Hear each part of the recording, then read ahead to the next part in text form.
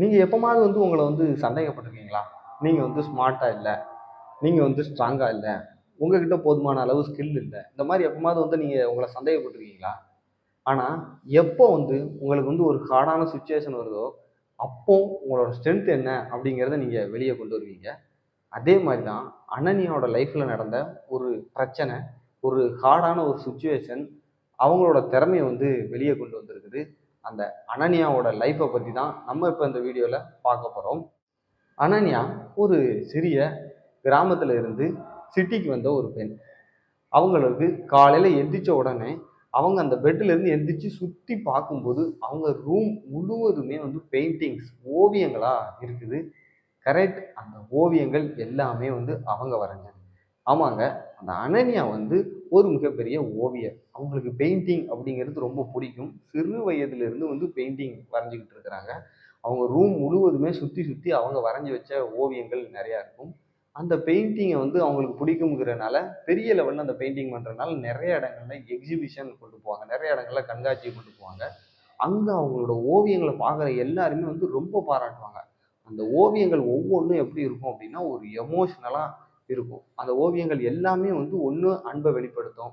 இல்லன்னா ஒருத்தவங்களோட கஷ்டத்த வெளிப்படுத்தும். இந்த மாரி ஏதாவது ஒரு எமோஷனல் ஒரு ஃபீலிங்க வெளிப்படுத்துற மாரி அவங்களோட ஓவியங்கள் எல்லாமே இருக்கும்.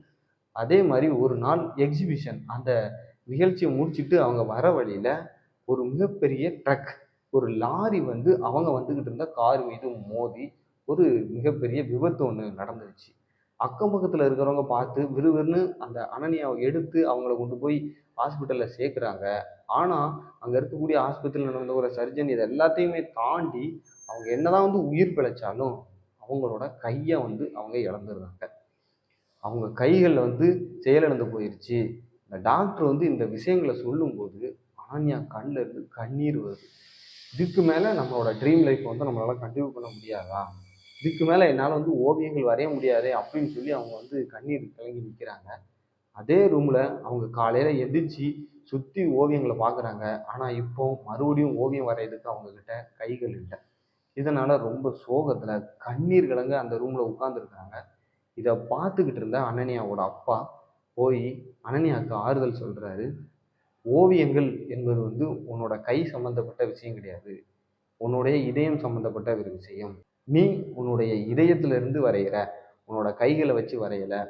உன்னுடைய இதயத்தால மீண்டும் நல்ல எமோஷனலான ஓவியங்கள் வரைய முடிஞ்சா, கண்டிப்பா உன்னால மறுபடியும் ஓவியங்கள் வரைய முடியும். அப்படின்னு சொல்லி அனன்யாவோட அப்பா ஒரு மோட்டிவேஷனல் குடுக்குறாரு. அந்த வார்த்தை அனன்யாவ மீண்டும் ஓவியங்கள் வரைய வைக்குது. தன்னோட உடைஞ்ச கைகள்ல பெயிண்ட் பிரஷ்ஷ எடுத்து சுத்தி வச்சுக்கிட்டு, அத வச்சு மீண்டும் ஓவியங்கள வரைய ஆரம்பிக்கிறாங்க. தன்னோட வாய்கள்ல ஒரு பிரஷ்ஷு, கையில ஒரு கட்டி வச்ச ஒரு பிரஷ்ன்னு சொல்லி மீண்டும் ஓவியங்கள வரைய ஆரம்பிக்கிறாங்க. அது ரொம்ப சிரமமா இருந்தாலும் அனன்யா விட்டுக் குடுக்கல. தொடர்ந்து ஓவியங்கள வரையிறாங்க. மீண்டும் அவங்க பழையபடி ஓவியங்கள் வரைய ஆரம்பிச்சிருக்கிறாங்க. அவங்களோட ஓவியம் இதற்கு முன்னால் எப்படி பேர் பெற்றதோ, அதே மாரி இப்பவும் பேர் பெற ஆரம்பிச்சிருச்சு. அவங்களோட ஓவியங்கள் எல்லாத்துலயும் இதற்கு முன்னால் எப்படி எமோஷனல் இருந்ததோ, அதே மாரி எமோஷனல்லாம் வர ஆரம்பிச்சிருச்சு. மீண்டும் அவங்க நெறைய இடங்கள்ல எக்ஸிபிஷன், கண்காட்சிகளுக்கெல்லாம் தன்னோட ஓவியங்கள எடுத்து போய்க்கிட்டு இருக்கிறாங்க. அப்படி அத எடுத்துட்டு போன ஒரு இடத்துல ஒருத்தவங்க கேட்குறாங்க, "எப்படி நீங்க அந்த இக்கட்டான சூழ்நிலையிலும் மீண்டும் உங்களால ஓவியம் வரைய முடிஞ்சது? எந்த ஒரு நம்பிக்கையால நீங்க மீண்டும் ஓவியத்த வரைஞ்சீங்க?" அப்படின்னு கேட்குறாங்க. அப்போ அனன்யா சொன்ன வார்த்தை, "என்னோட கை உடைஞ்சிருக்குது. ஆனா நான் உடைஞ்சு போகல. என்னோட ட்ரீம் உடைஞ்சு போகல. எனக்குள்ள இருந்த நம்பிக்கைய வச்சு நான் மீண்டும் வரைய ஆரம்பிச்சிருந்தேன். No one can stop you. Even the life கூட உங்களால ஸ்டாப் பண்ண முடியாது. நீங்க உங்க மேல நம்பிக்கை வச்சா. No one can stop you if you believe in yourself" அப்படின்னு சொல்றாங்க. அந்த வார்த்தை சுத்தி இருக்கிறவங்களுக்கு எல்லாத்துக்குமே ஒரு மோட்டிவேஷனலா இருக்குது. அவங்கள இன்ஸ்பிரேஷனா எடுத்துக்கிட்டு நெறைய பேர் அவங்களோட லைஃப்பையும் சேஞ்ச் பண்ண ஆரம்பிச்சிருக்கிறாங்க. இந்த கதையோட லெசன் என்ன அப்படின்னா உங்க மீது நீங்க நம்பிக்கை வச்சீங்க அப்படின்னா, இந்த லைஃப்ல வரக்கூடிய கஷ்டங்கள் கூட உங்கள தடுத்து நிறுத்த முடியாது. No one can stop. யாராலயும் உங்கள தடுத்து நிறுத்த முடியாது. ஈவன் உங்க லைஃப். உங்க லைஃப்ல வரக்கூடிய கஷ்டங்கள் கூட உங்களால தடுத்து நிறுத்த முடியாது. உங்க மேல இருக்கக்கூடிய நம்பிக்கை தான் நீங்க என்ன விஷயம் செய்தாலும் அந்த விஷயங்கள தொடர்ந்து செய்யறதுக்கு உறுதுணையா இருக்குது.